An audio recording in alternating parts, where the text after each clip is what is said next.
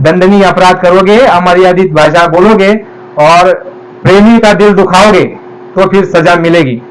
छोड़ेंगे नहीं, सजा दिलवा करके दोबारा लौटा करके लाएंगे, वो डोरी पकड़े रहते हैं। फिर जो है वही आदमी सत्संगी 84 में गया और रीच बना, रीच बन करके उसी संगत में आया। ये महात्माओं का खेल और लीला है। उसी संगत में आकर के वही रीच की तरह उछल कूद कर रहा है। ये कौन करवाया? गुरु ने करवाया। तो स्वामी जी महाराज ने, महात्माओं ने देखो रास्ता रखा सत्संग। सत्संग सुना सुना करके तुमको हमको पक्का बना दिया और एक भावना, एक वृत्ति बना दी। जो कभी वृत्ति ये थी छीन लू, छपट लू, लूट लू, ऐसी वृत्ति हमारी थी। आपकी तो अच्छी हो सकती, हमारी यही थी कि लूट लू, छीन लू, इसके हिस्से का खा लू। लेकिन सत्संग सुना सुना करके, सत्संग सुना सुना करके, जैसे महात्माओं ने कहा है कि गुरु को कीजिए कोटि कोटि प्रणाम, भृंग न जाने कीट को गुरु कर ले आप समान। यानी गुरु को कोटि कोटि प्रणाम कीजिए। जैसे भृंग होता है, गुरु महाराज ने भृंग का उदाहरण दिया। भृंग क्या करता है? कीड़े को लेकर के आता है, कीड़े को लेकर के आता है और तुरंत, बहुत गुरु महाराज ने हंसते हंसते बताया, ये हमारे लिए बताया, बहुत हंसते हंसते। गुरु महाराज ये कह रहे हैं भृंग जाता है, कीड़े को लेकर के आता है, तुरंत उसके पैर काट देता है, तुरंत उसके पंख काट देता है। यानी जैसे तुमको हमको नामदान दिया, सत्संग में बुलाया, तो जो हम उड़ रहे थे ना, ये कर देंगे, वो कर देंगे, ऐसा कर देंगे, वैसा, फिर थोड़ा सा मुरझाने लग गए धीरे धीरे। तुरंत जो है भृंग ने कीड़े का पैर काट दिया, उसका उड़ने का पंख काट दिया और उसको पकड़ा और मिट्टी का थोड़ा सा माटी का दीवार में बना करके उसमें ढूंस दिया। और भृंग वहां से आता है बाहर से और उसके कान में जोर जोर से भूम भूम भूम ऐसे करता रहता है। 24 घंटे उसको आवाज देता रहता है। और एक दिन वही कीड़ा उस मिट्टी के बाहर निकल के, जैसे ही बाहर निकलता है, पंख लग जाता है, पैर फूट जाते हैं और उड़ करके वो बड़े तेजी से जाता है और दूसरे जीव को वो भी वैसे ही पकड़ता है और उसको वैसे ही। गुरु महाराज ने बड़ा हंस करके ये बताया कि बच्चा, महात्मा बड़े खिलाड़ी होते हैं और उनसे बड़ा खिलाड़ी कोई नहीं होता। वो ऐसे ही जीवों को पकड़ते हैं, महात्माओं का जाल होता है। मेरे पास ऐसा जाल है, जब मैं फेंकूंगा तो बड़े बड़े मगरमच्छ, मछली छोटी बड़ी, सब जो है उस जाल में आ जाएंगे और सब रास्ते पर आ जाएंगे। तो स्वामी जी महाराज ने कहा, लेकिन जो बड़ा बनेगा उसको पड़ेगी मार। गुरु महाराज ने कहा, जो बड़ा बनेगा उसको मार पड़ेगी। एक दफा गुरु महाराज ने सत्संग में बताया, बच्चा एक जो है मछुआरा जो है मच्छी पकड़ने जो है नदी में गया, नदी के किनारे से ऐसे जाल फेंका, जाल फेंकते ही जो है मच्छिया उसके अंदर में जाल में फंस गई और जैसे फंसी बाहर लेकर के आया तो उसमें जो है मछली भी है और एक जो है खेकड़ा आ गया, खेकड़ा। तो मछुआरा उसको ले गया, बाजार में बैठा, बाजार में बैठा मच्छी लेकर के इस तरफ और खेकड़े को इस तरफ। तो सुबह से लेकर के शाम तक जो है सारी मछलियां बिक गई, लेकिन खेकड़े को किसी ने नहीं देखा। खेकड़े का किसी ने भाव ताल भी नहीं किया और खेकड़े को किसी ने खरीदा भी नहीं। तो जो है मछुआरा ये सोचता है, अरे इसका मैं क्या करूं। तो ऐसे मिट्टी उठाने लग गया और उस खेकड़े के ऊपर ऐसे डालने लग गया। एक आदमी जा रहा है, उसको पूछ रहा है, भाई इसके ऊपर मिट्टी क्यों डाल रहा है? तो मछुआरा ये कहता है कि भाई इसके ऊपर मिट्टी डाला हूं, ये बहुत बड़ा हो गया, ये बहुत बड़ा हो गया, इसके ऊपर इसलिए मिट्टी डाल रहा हो। तो स्वामी जी महाराज ने ये कहा कि बड़े बनोगे तो मार पड़ेगी। तो स्वामी जी महाराज ने ये कहानी बताते हुए, देखो अनिल भाई वो लाओ तो जरा, उसमें बताया कि सेवा किस तरह से की जाती है। कहते हैं कि तुम्हें दीन बनना होगा, रोना होगा, अपने कर्मों का प्रायश्चित करना होगा, माफी मांगनी होगी, तब वो दयाल मालिक तुम पर दया करेगा। दीन यानी छोटा बनना होगा।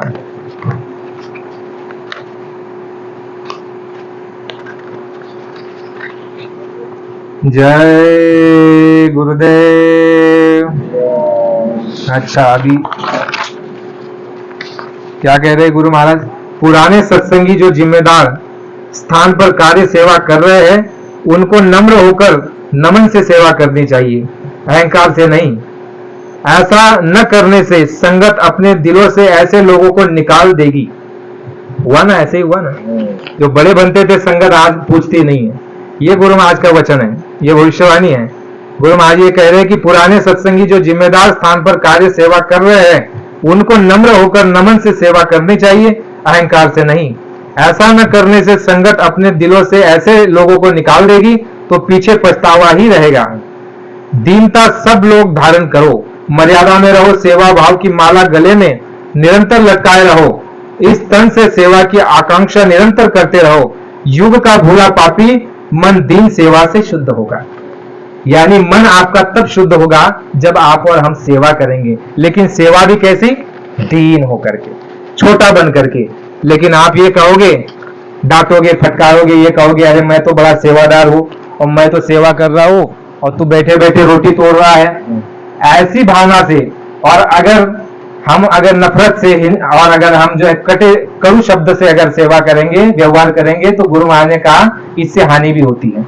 हानि किस तरह से? एक दो घटना बता करके आगे बढ़ते हैं।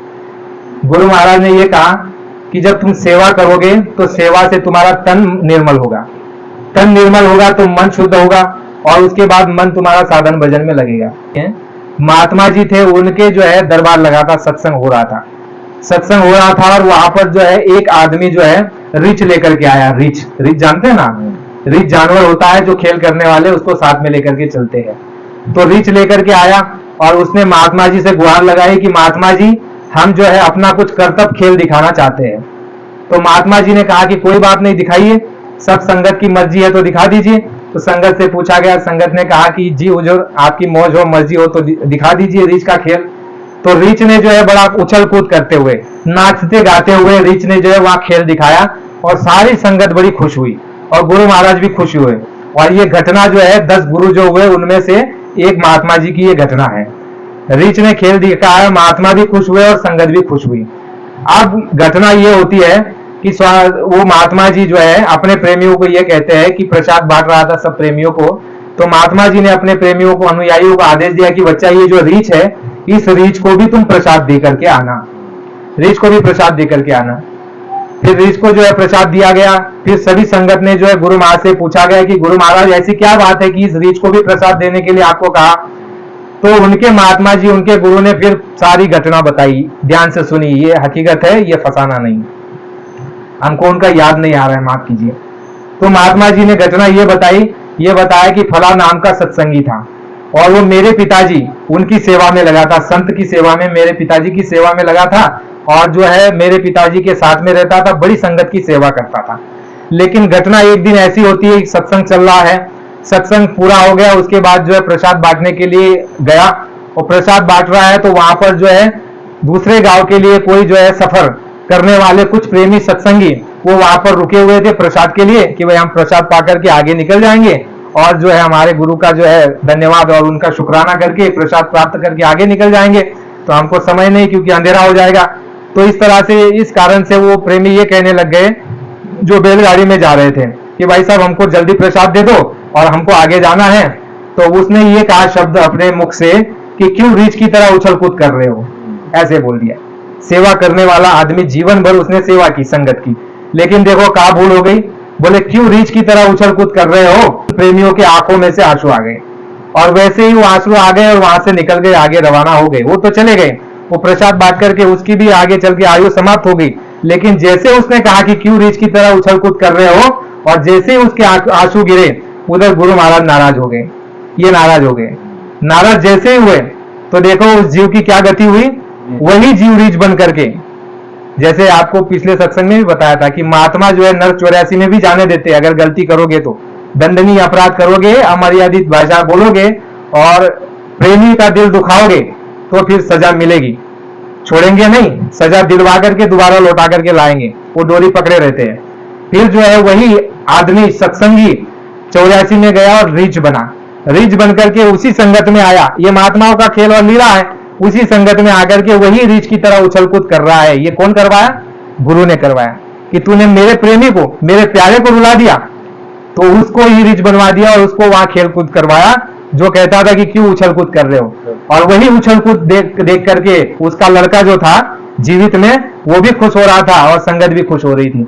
जैसे गुरु महाराज ने नाम लेकर के बताया कि ये वो सत्संगी था, तो वो सत्संगी का जो लड़का था वो हवा पंखा डुला रहा था, गुरु महाराज को ऐसे पंखा डुला रहा था उनके गुरु को, वैसे ही उसने पंखा नीचे रख दिया। जैसे बताया था कि ये तुम्हारा पिताजी है, पहले ये पंखा नीचे रख दिया। लेकिन पूरी कहानी जब बताई फिर उसने माफी मांगी और पंखा उठाया और ये प्रार्थना की कि गुरु महाराज अब इनकी जो है 84 काट दीजिए, इनको मानव शरीर दिला दीजिए, इनका उद्धार कर दीजिए। तो महात्मा जी ने कहा इसीलिए इनको यहाँ बुलाया है और इसीलिए इनको नाच करवाया या इसीलिए इनसे ये काम करवाया, और जो प्रसाद खिलाई गई अब इनकी 84 कट जाएगी, अब ये दोबारा मनुष्य शरीर में आएंगे और फिर इनको महात्मा मिलेंगे और फिर इनका आगे का रास्ता बनेगा। तो प्रेमियों देखो कितनी छोटी सी, आप कहते हो ना ये छोटी सी गलती, आज देखो हम कितनी गलतियां करते हैं, इस पर गौर करने की जरूरत है। ऐसे ऐसे शब्दों का प्रयोग किया जा रहा है बाबा जी के लिए, तमाम तरह की उल जुल बातें बता रहे हैं। तो ऐसे जब शब्द हम सुनते हैं तो क्या हमको तकलीफ नहीं होती, हमको रोना नहीं आता, हमको भी दर्द और पीड़ा होती है, तो क्या इनको सजा नहीं मिलेगी? सजा मिलेगी प्रेमी, उनको भी सजा मिलेगी। इसलिए प्रेमियों अपने सभी शब्दों को संभाल करके, सेवा जो हम आप करते हैं दीन होकर के, नम्र होकर के और अदब के साथ और प्यार से और सम्मान से और इस भावना के से कि सेवा, गुरु हमसे सेवा ले ले और बस ये हमारा सेवा का कर्तव्य है। हमको आपको जो हमारा रिश्ता है सत्संगियों का, ये परमार्थी रिश्ता है, ये हमारा कोई स्वार्थ का रिश्ता नहीं है। यहाँ अगर स्वार्थ डाल दोगे तो फिर कोई परमार्थ साध्य होने वाला नहीं है। ये रिश्ता गुरु महाराज ने ये कहा कि बच्चा खून के रिश्ते से बढ़कर के तुम्हारा गुरु भाई और गुरु बहन का रिश्ता है, तुमको यहाँ भी मिलना है और वहां भी मिलना है। लेकिन अगर ऐसे शब्दों का उच्चारण करेंगे तो फिर सजा मिल जाएगी और फिर फेरा लंबा हो जाएगा। तो इसके लिए सभी प्रेमियों से अनुरोध और प्रार्थना है कि हम आप आपस में सब प्रेम प्यार से रहे, ऐसे कटु शब्दों का बिल्कुल हम प्रयोग न करें जिससे कि किसी का दिल दुखे। स्वामी जी महाराज ने जो बीड़ा उठाया है सतयुग लाने का, घर समाज और देश की व्यवस्था, दुनिया की व्यवस्था को बदलने का, उसके लिए स्वामी जी महाराज ने यह कहा कि भगवान राम ने प्रतीक्षा की समय की, कृष्ण ने प्रतीक्षा की समय की। भगवान कृष्ण का काम 150 साल में पूरा हुआ, तुम्हारा कुछ ही दिनों में पूरा होगा। गुरु महाराज ने कहा कि मैं भी प्रतीक्षा कर रहा हूं समय की, समय से सारा काम हो जाएगा, मेरा काम बना बनाया है और समय से सारा काम हो जाएगा। उसके लिए आप एक सांकेतिक बात समझिए। गुरु महाराज ने यह कहा कि बच्चा, जब भगवान राम के समय पे मानव के अंदर से धर्म लोप हो गया था, और लोप जब धर्म हो जाता है मनुष्यों के अंदर में से, तो धर्म चला जाता है कहां पर? जंगल में। वो जंगल में चला जाता है धर्म। जब कहते हैं ना आप लोग, कई लोग कहते हैं कि धर्म समाप्त हो गया, धर्म खत्म हो गया, ऐसा जब लोग आचरण करने लग जाए तो धर्म जंगल में चला जाता है। और जब धरती पर कोई अवतारी शक्ति आती है धर्म को जगाने के लिए, तो वह धर्म को जगाती है तो धर्म पूछता है, तो धर्म उनसे पूछता है लेकिन हम कि भाई आपने हमको बुलाया तो जरूर है, लेकिन हमको रखोगे कहां पर, हमको रखोगे कहां पर? तो बाबा जी ने कहा भगवान राम के समय पर, भगवान राम ने कहा कि हम आपको बंदर भालुओं के साथ में रखेंगे। यानी भगवान राम ने उस धर्म को जगा करके बंदर और भालू इनमें प्रवेश करा दिया, कोल भीलों में प्रवेश करा दिया उनके अंदर में, और देखो कितना बड़ा काम हो गया उनके द्वारा। फिर गुरु महाराज ने कहा भगवान कृष्ण के समय वही परिस्थिति आ गई, धर्म लोप हो गया, धर्म समाप्त हो गया, धर्म जो है गांव और जो है कस्बों को छोड़ करके जंगल में चला गया। कृष्ण भगवान ने भी धर्म को जगाया और फिर धर्म ने पूछा कि हमको कहाँ स्थान मिलेगा, तो भगवान कृष्ण ने कहा कि ग्वाल बालों में चले जाओ। किसमें? ग्वाल बालों में। तो धर्म ग्वाल बालों में चला गया, तो कृष्ण भगवान ने काम करके दिखाया उनके द्वारा। बाबा जी ने तीसरी बात अपनी बताई कि बच्चा, इसी तरह से मैंने भी धर्म को जगाया है। विचार करो, और जो धर्म को जगाता है वो धर्म ला करके रहता है ना। तो बाबा जी ने यह कहा बच्चा, धर्म को मैंने भी जगाया है। तो आपको एक सवाल जरूर होना चाहिए, जब बाबा जी ने भी धर्म को जगाया तो किसमें प्रवेश कराया है? तो बाबा जी ने उस बात को गुप्त रखी प्रेमी। गुरु महाराज ने कहा उस समय कोल भीलों बंदर भालुओं में, कृष्ण के समय पर ग्वाल बालों में। गुरु महाराज ने कहा कलयुग में मैंने जो है धर्म को जगाया है जंगल से बुला करके, और मैंने किसमें प्रवेश कराया है ये तुमको आने वाले समय में पता चलेगा। यानी बाबा जी ने ऐसे लोगों को तैयार कर दिया है, ऐसे लोगों के अंदर में धर्म को प्रवेश करा दिया है जो अपना काम कर रहे हैं और अपनी तैयारी में है। केवल बिगुल फूकने की जरूरत है। ऐसा मत समझो कि भाई काम होने वाला नहीं है। गुरु महाराज ने कहा मेरे पास सारे साधन है, मौजूद है। तुम नहीं करोगे तो देवताओं से कराऊंगा, उनसे नहीं तो भूतों से करा लूंगा। गुरु महाराज ने कहा कि मैं पेड़ पत्तों से भी काम करा लूंगा, पेड़ पंछियों से भी काम करा लूंगा। यानी गुरु महाराज सबसे काम करा सकते हैं, लेकिन ये है कि उन्होंने हमारी आपकी जिम्मेदारी ली है, इसलिए तुमको हमको श्रेय देने के लिए, तुम्हारे हमारे यश के लिए, तुम्हारे हमारे कर्मों की सफाई के लिए ये जो है गेंद और ये जो मौका, जिम्मेदारी और ये जो आपके पास आपके पाले में गुरु महाराज ने डाला है।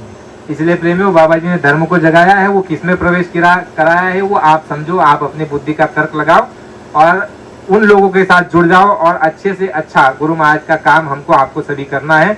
गुरु महाराज के वचनों को पहुंचाना, शाकाहारी सदाचारी पत्रिका में जो जो वचन है वो पहुंचाने हैं, शाकाहारी का प्रचार करना है, साधन भजन खुद भी करना है और औरों से भी कराना है। आने वाले समय के लिए सबको संकेत देते रहना है, चुप नहीं बैठना है। ये जहाँ भी जाते ही ये जैकेट हमारा शरीर पर धारण होना चाहिए। एक प्रेमी हमें 3 दिन पहले कह रहे थे, हम कार्यक्रम करते हुए आ रहे थे, मारुति कार की मदद लेकर के आए गाँव में, गाड़ियाँ बंद थी तो वो कहने लग गए कि भैया देखो एक बात बताता हूँ, ये मत पहना करो, कुछ लोग ऐसे हैं जो तुमको नुकसान पहुंचा सकते हैं। हमने कहा आज तक तो कोई नुकसान नहीं हुआ और ना ही किसी ने जो है नुकसान करने का प्रयास किया, और ये आदेश तो उनका है, ये आदेश उनका है, वो जाने। तो वो चुप हो गया और हमने उनको कहा फिर आप भी तो धार्मिक हो, वो टीका लगाए हुए थे इस तरफ, मतलब आप भी धार्मिक हो लेकिन सही और सत्य बात कहने के लिए अगर मना करते हैं तो फिर कैसे चलेगा। हमने कहा फिर तो ये सारी पोंगा पंडित वाली बात हो गई, अगर उसको आजमाएंगे नहीं, चलेंगे नहीं और ऐसे खराब समय पर जो है उस काम में लगेंगे नहीं तो कैसे यश होगा, कैसे धर्म जगेगा, कैसे अच्छाई आएगी। तो कुछ नहीं बोले। हमने कहा ये भाई उनका आदेश है, हमारे पास कोई बल और कोई सामर्थ्य और कोई शक्ति नहीं है, लेकिन ये चलाने वाले वो है, कुछ भी नुकसान आपका होने वाला नहीं है। लेकिन ये बात आप जरूर समझ लीजिए, ये जब धारण कर लोगे प्रेमियों तो बहुत फायदा होने वाला है। एक बार करके देखो, 1 हफ्ते तक आपको पता चल जाए, बहुत फायदा होता है। कहीं भी चले जाओ ना, तो हमारे गांव में कुछ सामान लेने चले जाओ तहसील में, तो वो सस्ते में दे देते, कहते कि भाई तुम आश्रम की तरफ से आए हो क्या, नहीं तुम अच्छा काम कर रहे हो। 7,500 का कबाड़ था, मुझे 6,500 में दे दिया, यानी 7,500 से नीचे देता ही नहीं था, लेकिन हमको कहा भाई तुम अच्छे आदमी दिखते हो, तुमको 6,500। तो ऐसे तमाम बातें। और दूसरी बात, जब आपके शरीर में ये रहेगा तो फिर आप जो है बुराई से बचोगे।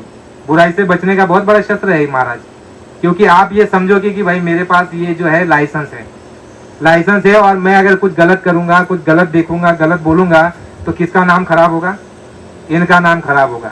इसलिए आप बड़े संभल के, बड़े सतर्कता के साथ चलोगे तो वो बचाव अलग हो जाएगा। ये सेवा, कुछ बोलने की जरूरत नहीं, चले जाओ 10 लोगों में। हम क्या करते हैं, अगर मान लीजिए गाड़ियां भी है, रिक्शा करके जाएंगे, 10 रुपया 20 रुपया लेगा, तो हम क्या करते हैं, कई बार पैसे भी बचा लेते हैं और पैदल जाते हैं भीड़ के अंदर में। और अगर आदमी ऐसे आने लग गया, देखने लग गया, तो रुक भी जाते हैं, देख भाई आराम से देख, तो उसका भी फायदा और हमारा क्या कोई नुकसान होने वाला है। ये 80 रुपए की ये बंडी, कितना बड़ा काम हो रहा है। तो इतना बड़ा ब्रह्मास्त्र हमको आपको दे करके रखा है। तो ये सारी युक्ति है गुरु महाराज की, आपको यश दिलाने के लिए, आपकी कीर्ति करने के लिए, आपके द्वारा जगत का उद्धार करने के लिए, आपके जीवात्मा का कल्याण करने के लिए, आपके साथ साथ आपके परिवार का और समाज का भी उद्धार करने के लिए। ये तो महात्माओं का एक तरीका होता है, लेकिन हम चले तो, जब अनुभव आएगा, चलेंगे तब तो कुछ समझ में आएगा। तो प्रेमियों ये बहुत जरूरी है। देखो करोड़ों प्रेमी है, लेकिन देखता हो कि ये नहीं पहनते, ऐसा क्यों? आप सोचो भाई समाज में जाना पड़ता है, तो क्या हम नहीं जाते? हम भी समाज में जाते हैं, सब जगह जाते हैं। लोग जान गए कि भाई ये जो है ये ऐसे ही है, यानी ये बदलने वाले हैं नहीं। और हमारे मतलब किसी ने भी, रिश्तेदारों ने भी कभी मना नहीं किया कि ये क्यों पहने हो। देखते हैं, पढ़ते हैं, यानी जिन्होंने पढ़ लिया उनके दिमाग में वो छप गया, जेरोक्स की तरह छप गया। तो आज नहीं तो कल वो बात का असर जरूर होगा। तो प्रेमियों बहुत बड़ा काम होने जा रहा है। इसमें आप समुंदर है, जितना लूट सको लूटो, लेकिन इसमें आपको जो है ये शर्म, संकोच और आपको जो है ये छोड़ना पड़ेगा। नाचना अभी आंगन टेढ़ा नहीं है, आंगन सही है, हमारा नाचना टेढ़ा है। हम टेढ़ा नाच रहे हैं, आंगन बिल्कुल साफ सुथरा, बिल्कुल सही है, सही ढंग से। लोक लाज छोड़नी पड़ेगी। हम सोचेंगे ये क्या कहेंगे, वो क्या कहेंगे, कोई कुछ नहीं कहता है। और जब आपका नाम हो जाता है तो यही गुणगान आपका करने लग जाते हैं। तो ये बहुत बड़ा मंत्र दे दिया, ब्रह्मास्त्र दे दिया है। हमारी तो उम्र बहुत कम है, लेकिन आपकी उम्र ज्यादा है। आपको क्या दिक्कत है? दिक्कत तो हमको होनी चाहिए भाई, हमको जो है जवान लड़कों के साथ रहना पड़ता है। तो लेकिन लोक लाज बड़ी है हमारे अंदर में।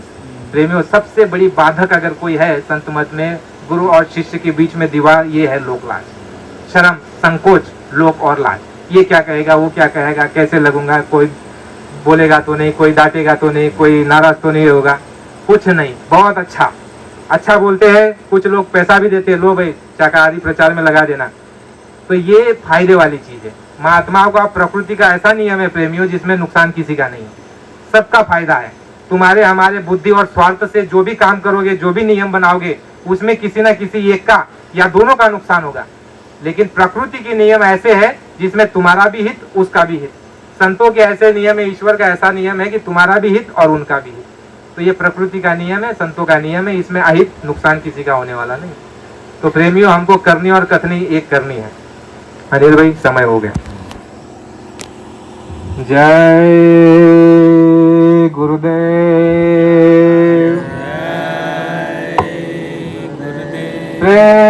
से बोलिए जय गुरुदेव। नाम किसका? प्रभु का पावन और प्यारा नाम। जय गुरुदेव। सभी सत्संगी धर्म प्रेमियों को